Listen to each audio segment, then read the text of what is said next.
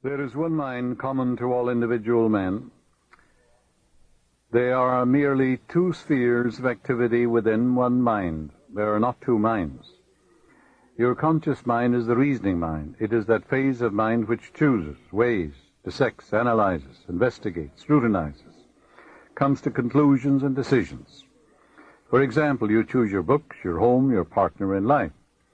You make all your decisions with your conscious mind.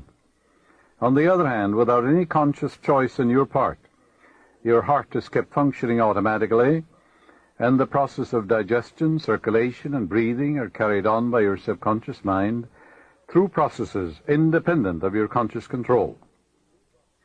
Your subconscious mind accepts what is impressed upon it, or what you consciously believe. It does not reason out things like your conscious mind. It's a one-track mind.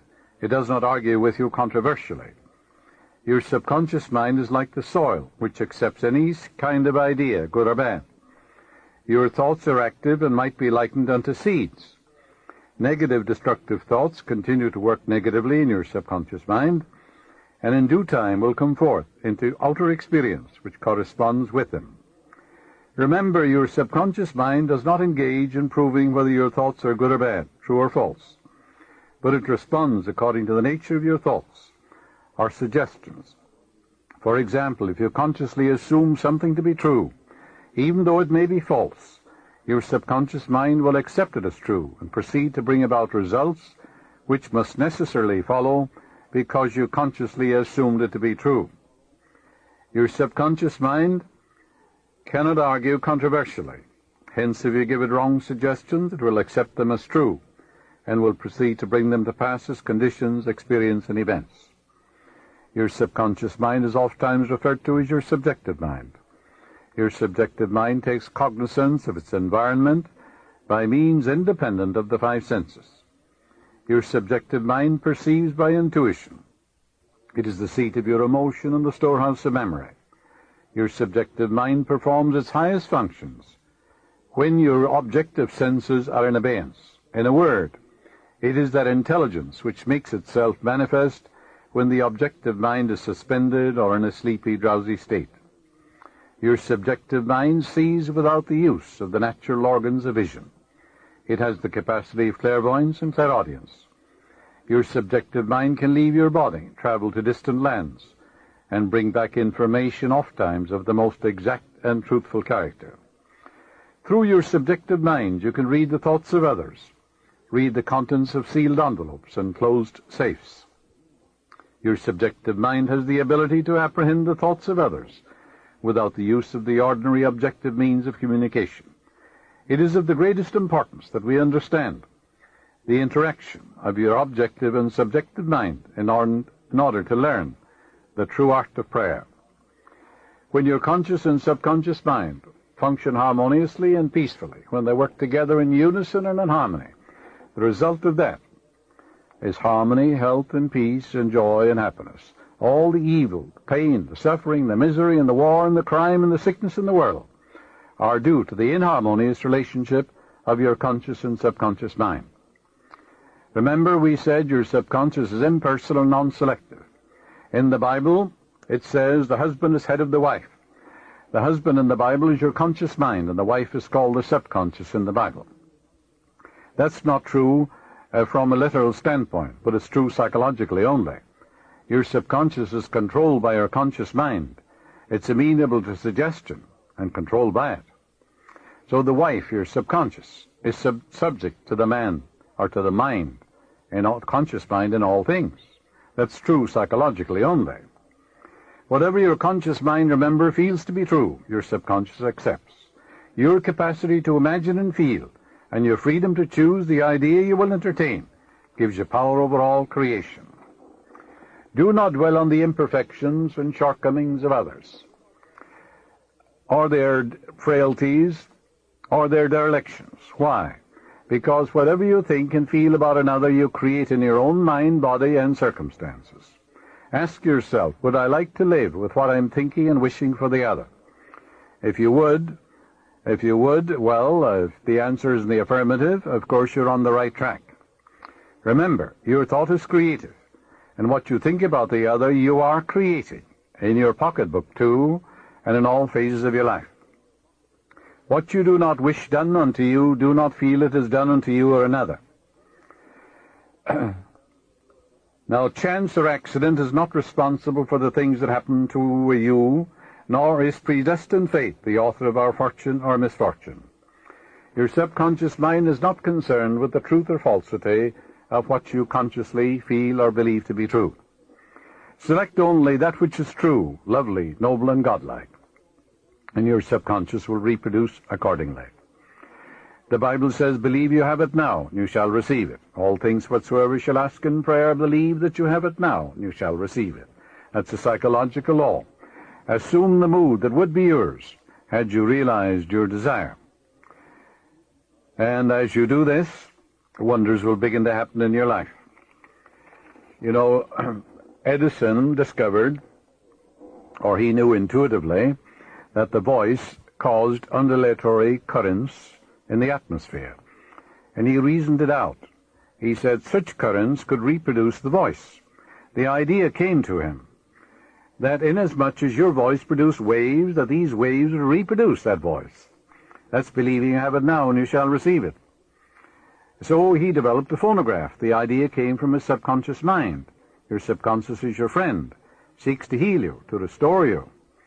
If someone is presenting you with a phony deal, there's something within you that warns you. That's your subconscious mind prompting you. Its intimations, urges, promptings, murmurings are always life word. It seeks to heal you if you cut yourself, if you burn yourself. It seeks to reduce the edema, gives you new skin and tissue. If your child is very sick and you're completely exhausted and you think about waking up to give the medicine to your child at 2 or 3 o'clock in the morning, it'll wake you up, no matter how tired you are, exactly at 2 o'clock to minister to your child. Its tendency is always life word. Electricity, Edison knew, was produced by friction. Reverse it. Friction, in turn, produces electricity. Edison knew the transformation of forces. He knew that transformation of force, that the force is reversible. Heat produces mechanical motion. Mechanical motion produces heat. Cause and effect, action and reaction. These are cosmic and universal. Pray believing that you already possess what you pray for. Yes, and it will come to pass. This is the law of inverse transformation.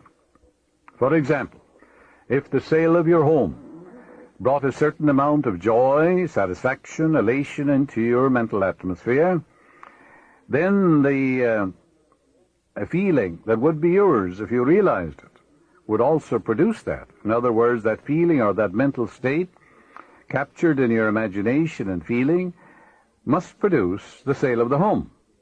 Because if the sale of the home, actual sale of it, brought a certain joy and satisfaction to you, then reverse it.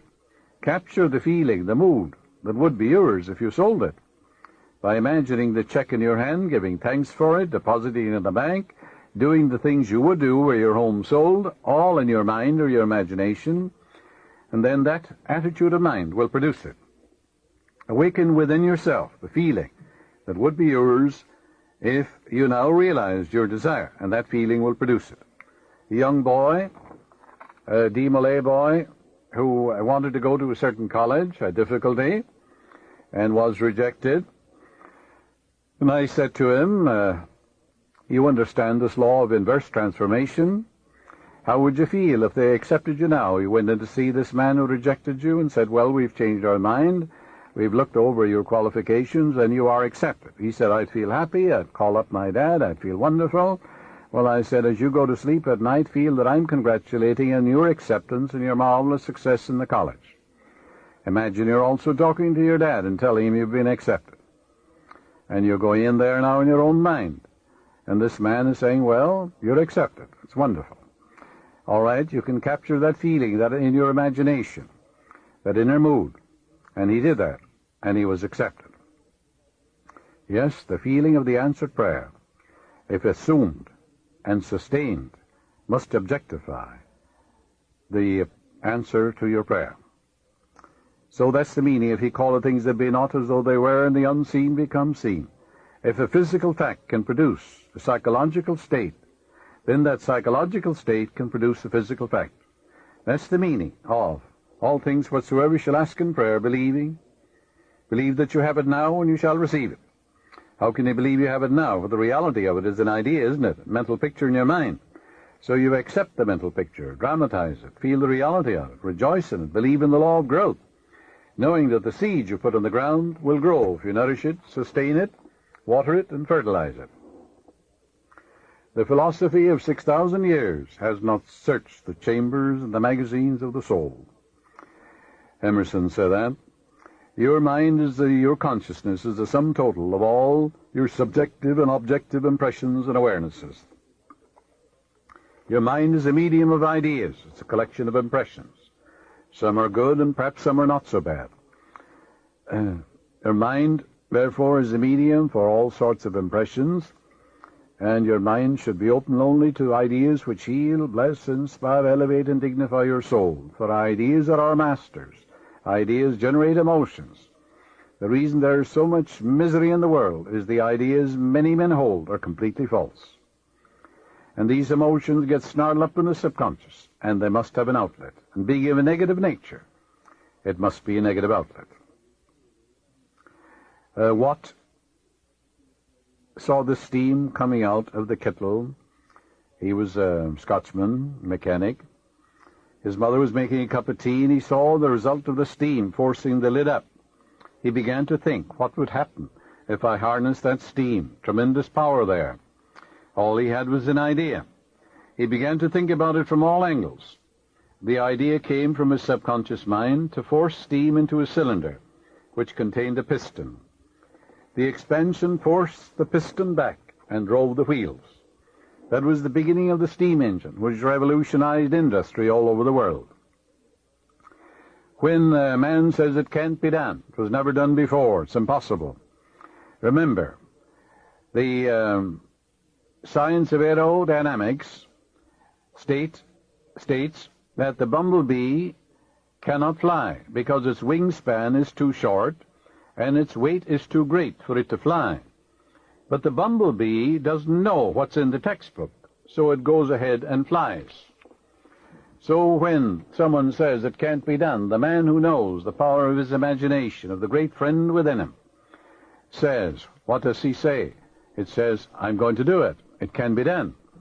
And the subconscious, which is his friend, responds to him and brings it to pass in a wonderful, wonderful way. Here's a friend also for a band. Someone mailed me this clipping. It's an unknown Mexican, it says, from the Copley News Service. And he was praying for wealth. That is, he wanted money to do the things he wanted to do. Obviously, he was poor, according to the article. And in a dream, he sees the Virgin, because he had gone to Guadalupe to pray. And the Virgin said to him in a dream, purchase this ticket 37281 in a Mexican lottery. He called his nephew in Texas, and he asked him to track it down. So the nephew tracked it down, and he invested the uncle's money to buy the block of tickets. And the uncle won $3 million, a grand prize in Mexico. The Internal Revenue, the article said, visited his nephew and said, we want $1,600,000 because you were here in America and you bought this ticket. So he took it to the tax court. And the article says, the judge said, well, this man received an answer to his prayer from the Virgin, and the ticket was purchased in his name, and the Internal Revenue doesn't get anything. So that's the friend that gave this Mexican, who believed that the Virgin would answer him, $3 million. That's the friend that's within you. Its ways are past finding out. The Virgin, of course, is the I am within you, your own subconscious mind. It's capable of infinite conceptions within itself. That's why Mary means the sea, Virgin means the pure mind, the infinite mind, the I am, the presence of God within you. That's called the Virgin Mary in all Bibles of the world. Mary is a Latin word meaning the sea.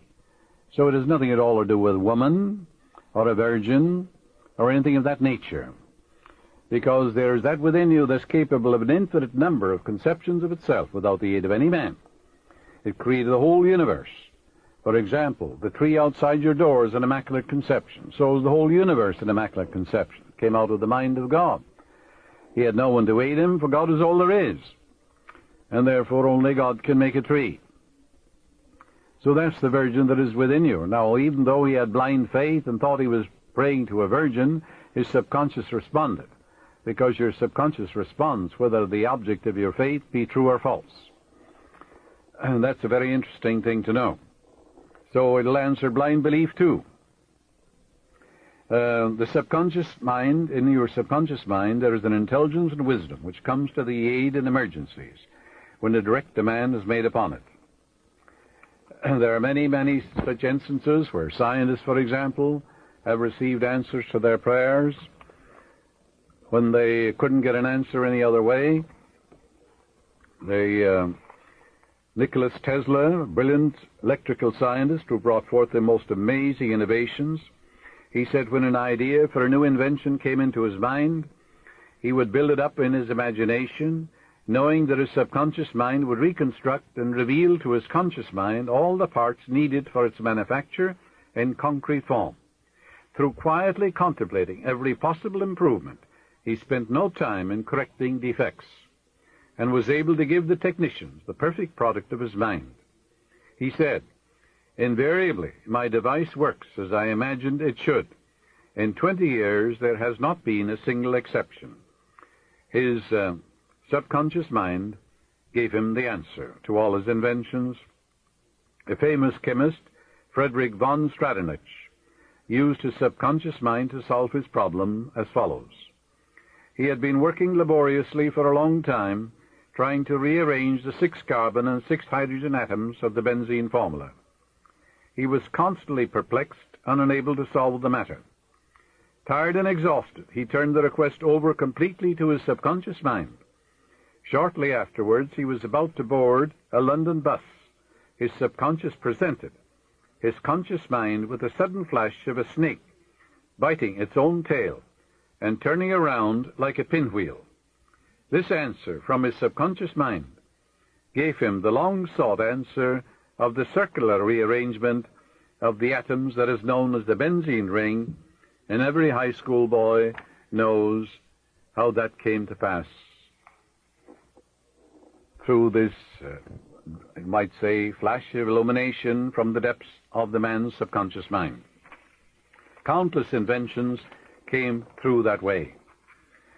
The Bible says, "I, the Lord," meaning your subconscious mind, "will make myself known unto a man in a vision, will speak to man in a dream." When I use the term subconscious mind, I'm talking about the great universal mind. I'm not looking at it from a Freudian narrow standpoint, where it deals with a mind of sex repressions and frustrations and inhibitions and things of that nature. Not at all. I am talking of the Father within which doeth the works. You can call it the supernormal mind, the superconscious mind, the subliminal mind.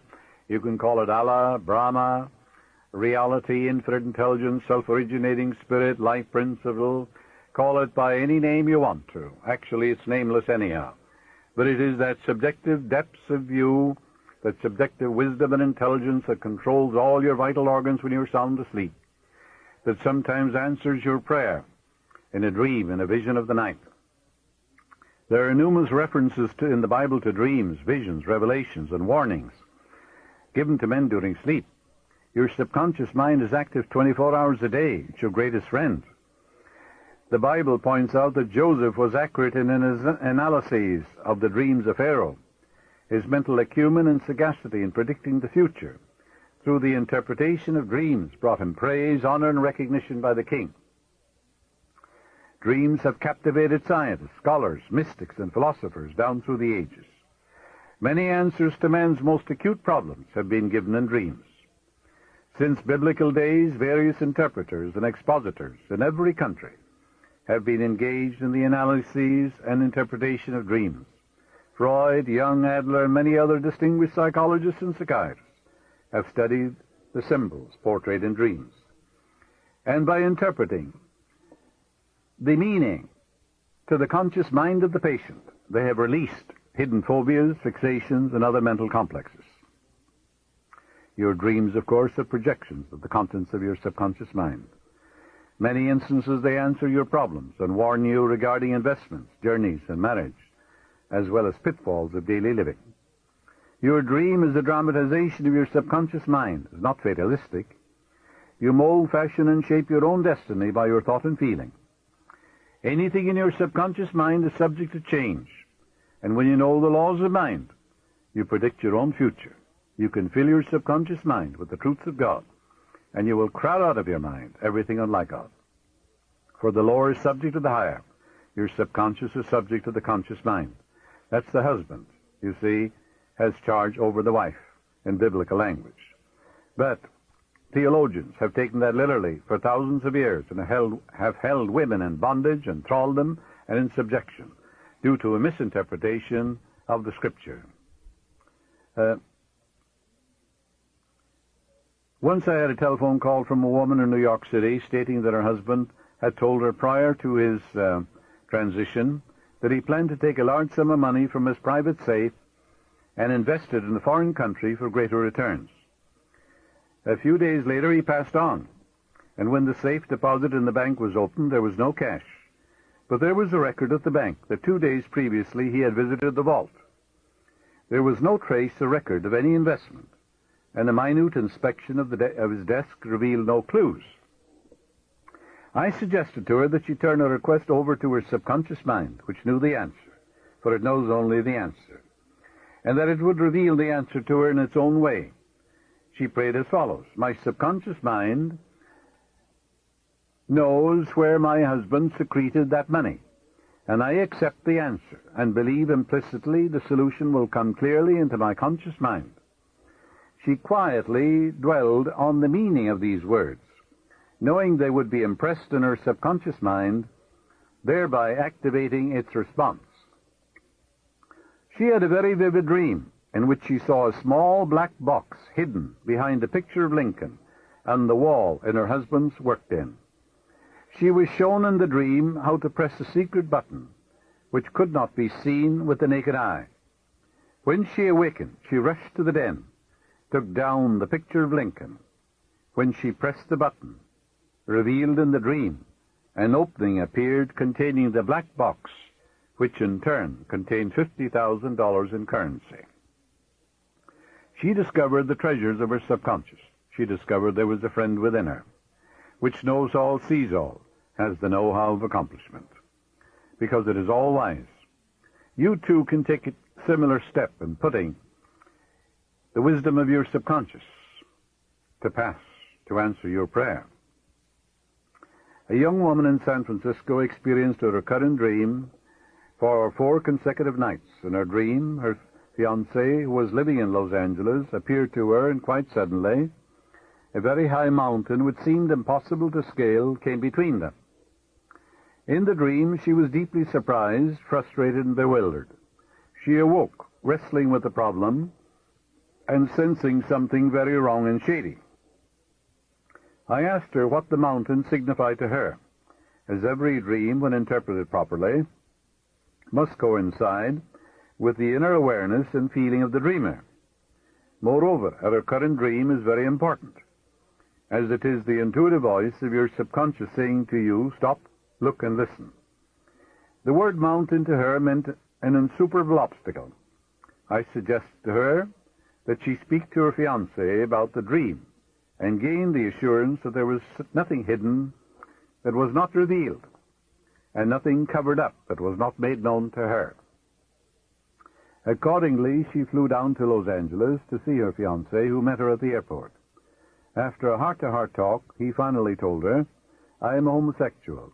I wanted to marry you so that my customers, who are very religious, would not suspect anything.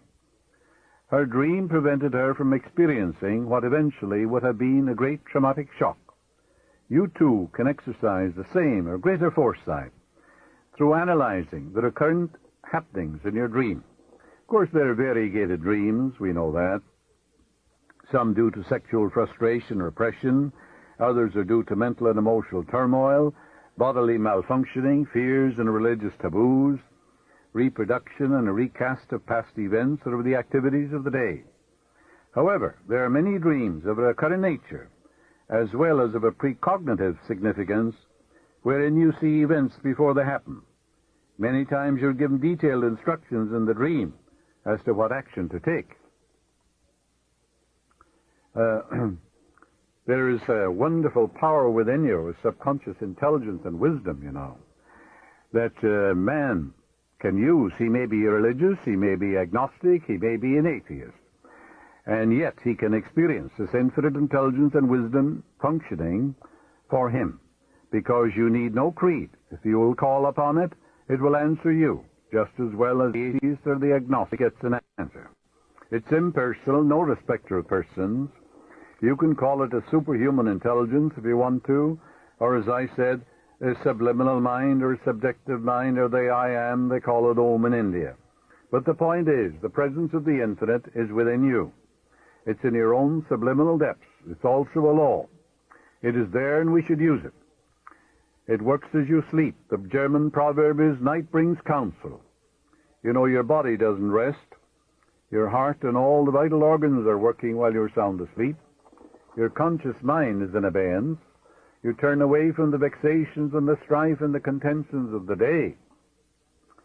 But 2/3 of your life is controlled by the 1/3 in sleep. What do you go to sleep with every night? Go to sleep in the feeling that you're a tremendous success, that you're absolutely outstanding. If you have a problem, contemplate the solution. Say, infinite intelligence gives me the solution.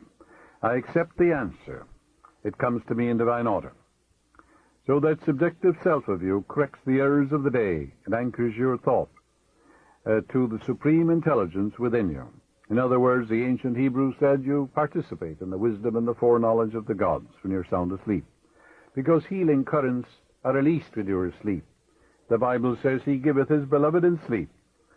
I lay me down in peace to sleep, for Thou, Lord, maketh me dwell in safety. Arthur Rohr, a great industrialist, a business tycoon, when he has a conference, and there's a very important decision to be made, he closes his eyes, relaxes, let's go, and his associates do the same thing. They get quiet and still. What do you suppose they think about?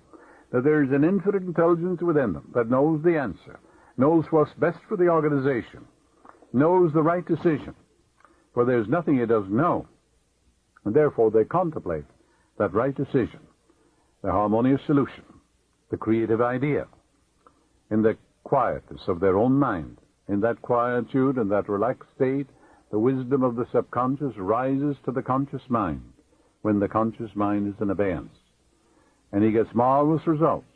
Then when they open their eyes, they know the decision to make.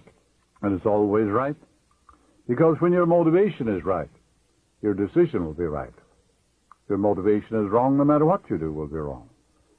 And therefore, when you're asked to make a decision, well, ask yourself, what is my motivation? Looks good to me, and that proposition he made looks sound. I prayed about it. Infinite intelligence guides me, directs me what to do, and reveals to me the answer. Then it looks good to you, and your motivation is right, and whatever you do will be right, because it will be right action for you.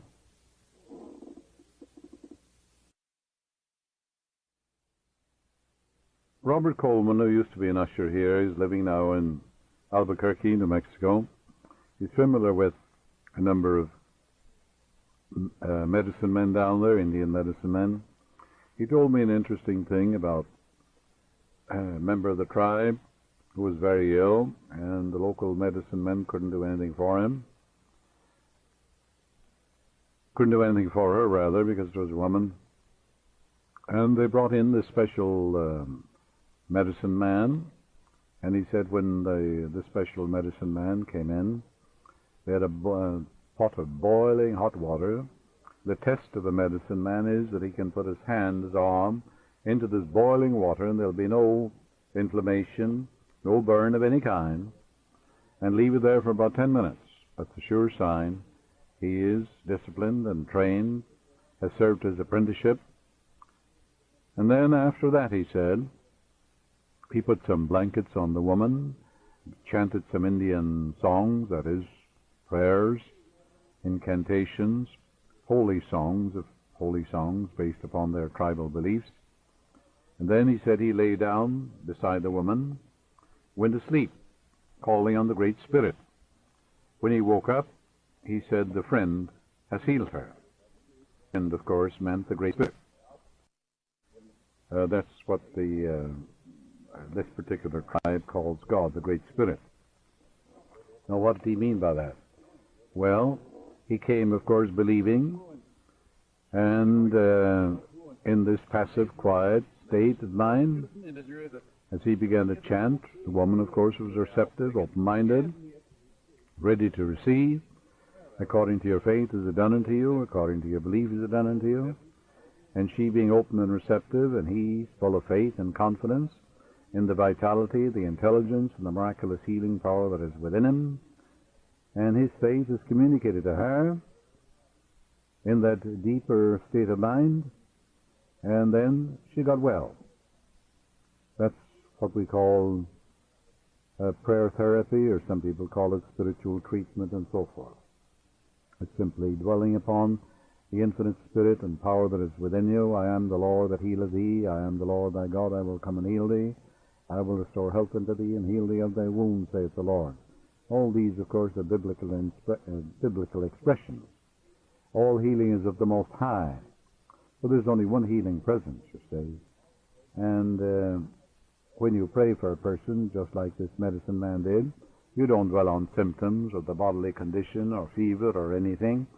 You just dwell upon the intelligence, the wisdom, the vitality, the wholeness, and the beauty and the perfection of the infinite, animating, sustaining, and strengthening this other person. And then the presence of God is resurrected in the other. And that's the basis of all healing. Dr. Elsie McCoy in Beverly Hills, who wrote an article for my book called Psychic Perception, and I'm quoting what she said. She was engaged to a very wonderful surgeon in Chicago. She gave me permission to write this in the book, of course, and she shows clearly what constructive thinking according to principle will accomplish. She has studied extensively in Europe and Asia. Her early days was engaged to a prominent surgeon in Chicago. They were separated by over 1,000 miles due to their different assignments. She operates in Beverly Hills. Ever since she was 18 years of age, she has made it a habit, she said, to affirm during the day, only divine right action takes place in my life. And whatever I need to know is revealed to me instantly by the infinite intelligence within me. Her gradual reiteration of these truths caused them to reach the subconscious mind, which responded accordingly. One night, while she was sound asleep, she saw and heard clearly, in a vivid dream, her fiancé in Chicago talking to a nurse, and in addition, dating her for a weekend, saying to her, "You know I'm engaged," but she is 1,000 miles away and knows nothing about it. Dr. McCoy phoned him the next day and told him about the silly and foolish dream she had had and laughed about it. He was furious and accused her of having employed detectives and of spying upon him. With that, she dissolved the engagement, and subsequent events showed the wisdom of her subconscious in protecting her from what would undoubtedly have been a tragic marriage. Her right thinking activated her subconscious mind, which revealed to her what she should know before she got married. And that's a very interesting thing. So the subjective seeks to protect you if you'll only listen to it. Some brush these things aside and say, oh, it's only a dream. But there's such a thing, as precognition, as prescience, seeing events before they happen. And also you can protect yourself if you see something negative for yourself or another, because prayer will change your mind. A girl we'll call Louise is written up in Psychic Perception, by the way. Her name was Louise Barrows before she got married. She is now Mrs. Wright, a secretary of mine, and she was informed many years ago by her foot surgeon that it was necessary to operate on her left foot to bring about a healing, and that this would necessitate having her leg in a cast as well as using crutches for 2 months or more. She prayed that infinite intelligence of her subconscious mind would guide and direct her to come to the right decision. She turned this request over to her subconscious mind every night, and at the end of the fortnight she saw a doctor, a friend of the family, who in the dream state pointed to hexagram 35 in the I Ching, which said, progress. The next day she went to visit him, and on examining the foot, he advised her that he could bring about a perfect alignment and adjustment by manipulation and exercise, which she would have to practice, and a perfect healing followed. That's back in 1961, the first time I gave a series of lectures on the meaning of the I Ching for Southern California. Actually, I think I was the first to introduce it here. The subconscious mind usually speaks and reveals answers symbolically. Louise, having taken 2 classes on the I Ching with the speaker, became absorbed and engrossed with its scientific and metaphysical approach to life. And undoubtedly her subconscious knew she would follow the directions of the hexagram, for it always speaks to you in a way, in a voice, in a symbol that you will follow and understand. It will not speak to you in a voice of someone you dislike or you disapprove of. It spoke literally to her when it revealed the doctor she should see for the healing of her foot. So the Lord the Lord is the lordly power within you. There's only one power anyhow. Makes himself known in a vision and will speak to man in a dream. That's what your Bible says, because it also says, in a dream and a vision of the night, when deep sleep falleth upon man, slumberings upon the bed, he openeth the ears of man, feeleth their instructions. There's only one being, and that power is within you. It's called the life principle, called the living spirit almighty. It's called by many names. But remember, you do not put self-expansion into the seed. You do not give vitality to the seed. You put the seed in the ground, it won't grow in your pocket. And you water and fertilize the seed. And as Judge Strord, the author of inimitable textbook, says, your quiet contemplation of your desires and accomplished fact is the way to pray. The feeling of pleasure and restfulness in foreseeing the certain accomplishment of our desire is the way to get the answer to your prayer. The operation, he says, is that of a gardener, and it's more or less an exact analog of that of a gardener. We do not put self-expansion or vitality in the seed. We sow it, don't we? And then we water it and fertilizing it, knowing that it's going to expand and unfold in a wonderful, wonderful way. And of course it will expand in a wonderful way if you water it with faith, with expectancy, with understanding. And then wonders will begin to happen in your life. A thought is the most powerful force in the universe, you know. Your word is a thought expressed.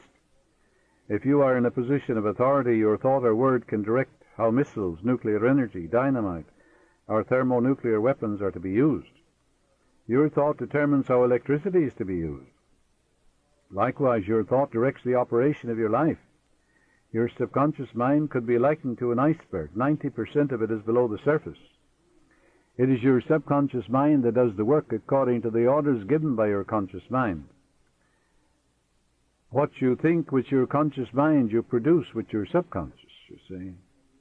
A very interesting thing, which I think you will appreciate, is to know about Dr. Arthur Thomas. He's now minister of the Church of Religious Science in Pasadena, but he was the minister in Reno, Nevada, for a long time. He gave me permission to write this about him. He had been a captain in the British Navy at one time, More recently, he had been in the wholesale business as well as in the real estate in Los Angeles. About 10 years ago or more, he started attending my lectures on Sunday mornings. He said, I realized suddenly my thought was the only creative power of which I was aware, and I was going to create what I really wanted. Consequently, he began to affirm to himself frequently, I am a minister now. I am teaching the truths of life to people. This is what he used to say to himself. Every night he would imagine he was expatiating on the great truths to a wonderful group of men and women in a church. Not any particular church, just a church. You can do that in your mind, can't you? He continued to think along these lines for a month or so when he decided to take the ministerial course at the Institute of Religious Science here in Los Angeles, confident of the end result, as he had already imagined and felt as true the reality of that which he imaged in his mind. He passed all tests and examinations in divine order, was offered the church immediately after finishing his seminary course. He is now doing exactly what he decreed mentally. He knew that his subconscious mind would respond mathematically and accurately according to his thinking process. That's the meaning of according to your faith is it done unto you. And of course it is. During a trip to Mexico a few years ago in its famous pyramids, I met a minister who had a pronounced facial tic, which was very aggravating and humiliating to him. He had received alcoholic injections, which were supposed to deaden or paralyze the nerve. But after some months, the tic flared up again. The condition became very acute when he spoke before his congregation or other social gatherings. He had reached the point where he was actually contemplating resigning because of the comments of the people and his own sense of embarrassment. You know, the tic was in the right eye, and you think, well, this particular aggravating condition would go on while he was talking. Well, as he said to me, you know, a lot of people think I'm dating someone or I'm flirting with them, he said. After a prolonged discussion, I remarked that I had a deep inner feeling that he had a pronounced sense of hurt, plus a guilt complex, which he was unwilling to face subjectively and objectively. This tic condition was affecting his right eye, which could possibly symbolize something he did not want to look at in his home or office. There was some reason why his subconscious mind was selecting his face and his right eye as a scapegoat. This situation needed his psychic perception to recognize how to deal with it. He admitted freely that he no longer believed in what he was teaching, which gave him a guilt complex. Moreover, he was afraid to resign because he felt he could not make a living outside the ministry. He deeply resented members of his board who criticized whenever he deviated from the orthodox standard of teaching. All this nervous pressure was converted by his subconscious mind into a tic. The affliction compensated him in a morbid way for his failure to be honest and forthright and admit to his congregation that he no longer believed according to the directives and dogma of the church. He freely admitted this to me, and I suggested to him, in turn, that on the following Sunday, when he returned from his vacation, he should speak freely from the platform and tell his congregation that he was resigning, since he no longer believed what he was preaching. He understood that to teach one thing and to believe another created a powerful negative conflict in the mind, resulting in mental and physical disorder. He spoke from the depths of his heart to his congregation, then resigned. In a letter to me, he said, I felt a tremendous relief and a great sense of peace came over me. My constant affirmation was... A few years ago, where I wrote a book I had a most interesting conversation with an old friend whom I had known previously in India. I shall call him Harry. He practiced clairvoyance, astral excursions for many years. His daughter was studying in Honolulu, had been very ill, actually at the point of death. A cable was sent to him in Calcutta, and the moment he received it, he adopted a yoga posture, closing his eyes, got into a passive, quiet, receptive state of mind. He visualized his fourth-dimensional or astral body emerging through his head with all his faculties, and he decreed firmly, knowingly, and with deep conviction, I want to appear instantly to my daughter and minister to her. I might interject here that, of course, astral traveling, fourth-dimensional traveling, has gone on since the dawn of time.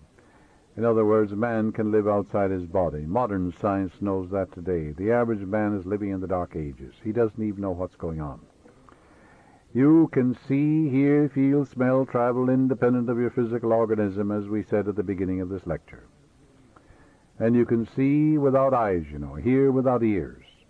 You can do all these things. Nature leaves no gaps and makes no mistakes. So it was intended that you use all these faculties transcendentally of your environment. So he said, I want to appear instantly to my daughter and minister to her. He repeated this command about 6 times, then dropped off into a profound slumber. Notice the wonders of your subconscious mind.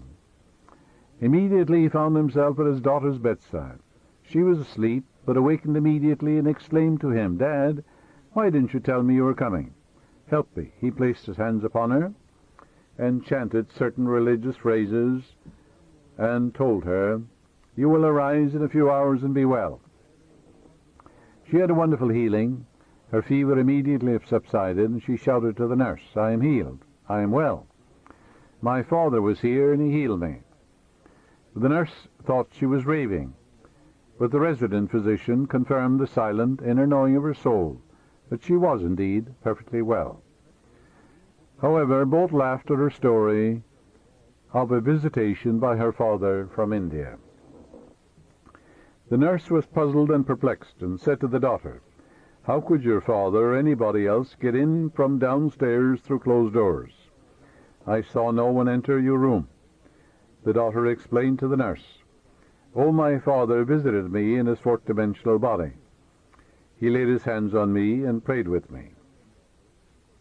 The nurse said, I don't believe in ghosts, apparitions, or voodoo. The girl realized that further explanations would be useless. Harry said that he was perfectly conscious all the time. Considering the distance between Calcutta and Honolulu and the time difference, he discovered that he'd been absent from his physical body just 10 minutes in all. Harry is a medical doctor, has tremendous faith in spiritual healing, is very familiar with the many schools of healing. He realized his presence gave a tremendous transfusion of faith, confidence, and courage to his daughter, which impregnated her subconscious mind, and according to his belief and that of his daughter, it was done unto her. These are the wonders of the friend within you. That's the deeper mind. Your subconscious mind is never short of ideas. There are within it an infinite number of ideas ready to flow into your conscious mind and appear as cash in your pocketbook in countless ways. This process will continue to go on in your mind regardless of whether the stock market goes up or down, whether the pound sterling or dollar drops in value. Your wealth is never dependent on bonds, stocks, or money in the bank. These are really only symbols, necessary and useful, but only symbols. So as you go to sleep at night and you say to yourself, wealth, success, wealth, success. Well, you admit there is such a thing as wealth. You admit there is such a thing as success. The infinite can't fail. The infinite is within you. You're born to win. You're born to succeed. Just take these 2 words. What happens? They activate the latent powers of your subconscious, and you're compelled to succeed. You're compelled to be wealthy. The point I wish to emphasize is that if you convince your subconscious mind that wealth is forever circulating in your life, and there's always a surplus. You will always and inevitably have wealth, regardless of the form it takes. It has taken the form, as you know, the amalgam of copper and tin or zinc or something right now. It hasn't any intrinsic value. You use a piece of paper, don't you? The only value it has, the value that we place upon it. The government says this $10 bill will buy so many oranges and all that. All it is a piece of paper. It isn't even silver, it's not even gold. There are people who claim that they're always trying to make ends meet. They seem to have a great struggle to meet their obligations. Have you listened to their conversation? In many instances, their conversation runs along this vein. They're constantly condemning those who have succeeded in life and who have raised their heads above the crowd. Perhaps they are saying, "Oh, that fellow has a racket, he's rootless, he's a crook." This is why they lack. They're condemning the thing they desire and want. The reason they speak critically of their more prosperous associates is because they're envious and covetous of the other's prosperity. The quickest way to cause wealth to take wings and fly away is to be envious, jealous, or criticize and condemn others who have more wealth than you. You can rest assured that that will impoverish you and bring more and more lack into your experience.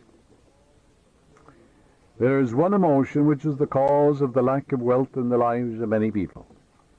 Most people learn this the hard way. It is envy. If you see a competitor depositing large sums of money in the bank, and you have only a meager amount to deposit, does it make you envious? The way to overcome this emotion is to say to yourself, "Isn't it wonderful? I rejoice in that man's prosperity. I wish for him greater and greater wealth." And you're selfish when you do that, because what you're wishing for him, you're creating in your own mind, body, and experience.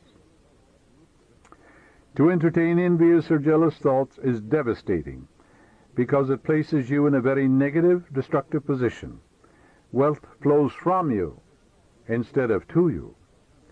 If you are ever annoyed or irritated by the prosperity or the great wealth or success of another, claim immediately that you truly wish for him greater wealth and success in every possible way. This will neutralize the negative thoughts in your mind and cause an ever greater measure of wealth to flow to you by the law of your subconscious mind. If you are worried and critical about someone whom you claim is making money dishonestly, cease worrying about him. You know such a person is using the law of mind negatively. The law of mind takes care of him. Your Bible tells you, "Fret not about evildoers and the workers of iniquity," in your 37th Psalm. So read the 37th Psalm. It's a great eye-opener, you know. Be careful not to criticize a man for the reasons that we just said. Remember, the block or obstacle to wealth is in your own mind.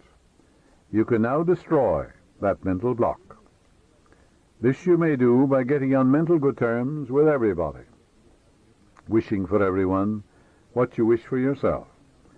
And as you do, wonders will begin to happen in your life. It is your right to be rich, you know. You're here to lead the abundant life. You're here to be happy, radiant, and free. You should therefore have all the wealth you need to lead a full, happy, and prosperous life. Of course you should. You're here to grow, expand, and unfold spiritually, mentally, materially, and professionally. You have the inalienable right to fully develop and express yourself along all lines. You should surround yourself with beauty and luxury. Why be satisfied with just enough to go around when you can enjoy the riches of your subconscious mind? Yes, make friends with money, and you will always have a surplus. Your desire to be rich is a desire for a fuller, happier, more wonderful life. It is a cosmic urge. It is not only good, but very good. Money is a symbol. It means to you not only freedom from want, but beauty, luxury, abundance, and refinement. It's a symbol of the economic health of the nation. When your blood is circulating freely in your body, you're healthy. When money is circulating freely in your life, you're economically healthy. Engage your friend. Your friend is your subconscious. Will give you all the wealth you need to do what you want to do when you want to do it. When people begin to hoard money or put it away in tin boxes and become charged with fear, there's economic illness. Money has taken many forms as a medium of exchange through the centuries: salt, beads, trinkets of various kinds. In the early times, a man's wealth was determined by the number of sheep and oxen he had. Now we use currency and other negotiable instruments, as it is much more convenient to write a check than carry some sheep and cattle around with us to pay our bills. Now, as you go to sleep at night, and every night you go to sleep, practice a very simple technique. Repeat the word, wealth. Words, rather. Wealth, success. Wealth, success. You admit there's such a thing as wealth. Walk down the street. Go out in the country. Can you count the stars or the sands on the seashore? And you're born to win, to succeed. The infinite can fail. The infinite is within you. So wealth, success. Use these words quietly, easily, and feelingly. Do it over and over again as a lullaby.